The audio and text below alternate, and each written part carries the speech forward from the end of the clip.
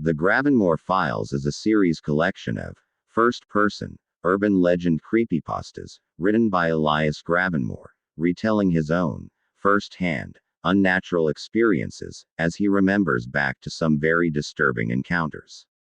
Each story will be told in an intimate, conversational, I was there, tone.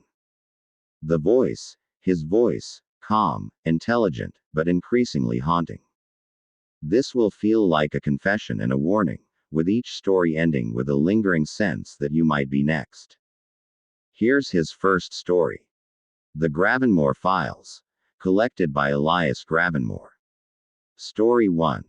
The Man in the Third Window. I was 15 the first time I saw him. Back then, my family had just moved into a narrow, 4-story brownstone on Harlow Street, a block in Chicago that somehow felt like it was always one shadow short of daylight. Even on sunny afternoons, the light never quite seemed to reach the cracks between those old buildings. The air smelled faintly of wet brick and rust, like the rain had soaked into the place decades ago and never fully left. The top floor of our brownstone was mostly storage, stacks of boxes from people we'd never met, furniture covered in yellowed sheets. There was only one narrow hallway that led to a single, dusty window. From there, if you stood just right, you could look across the alley into another building. That was where I saw him. Third window from the left. 4th floor. He didn't move when I noticed him, didn't look away like people normally do when they realize they've been spotted. He was pale, almost the color of unwashed porcelain. He wore what looked like an old tuxedo, but it wasn't neat. It hung on him like it had been worn too long, like fabric left to soak in water and never dried. The strangest part. His room was completely dark. No lamp.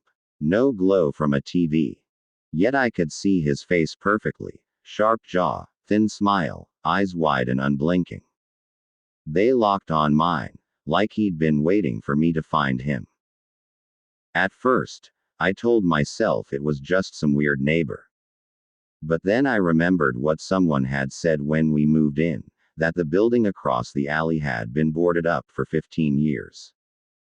Over the next week, I saw him again. And again.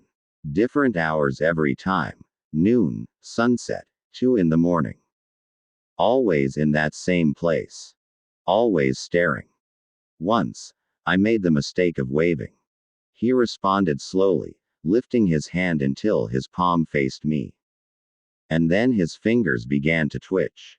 1, 2, 3, 4. I didn't wait to see what came next. After that, I stopped going up to the top floor. 2 weeks later, my mom found me in bed at 3:15 a.m., shaking. She said I'd been sleepwalking. I hadn't even realized I'd gotten out of bed. But when I opened my eyes, I was standing in front of that dusty window. My breath fogged the glass. And this time, he wasn't in his window. He was in mine. I never saw him again after that night. 6 months later, we moved. But I learned something. Now, whenever I pass an alley, I glance at the windows. And I count. 1, 2, 3. And I never, ever look at the third one.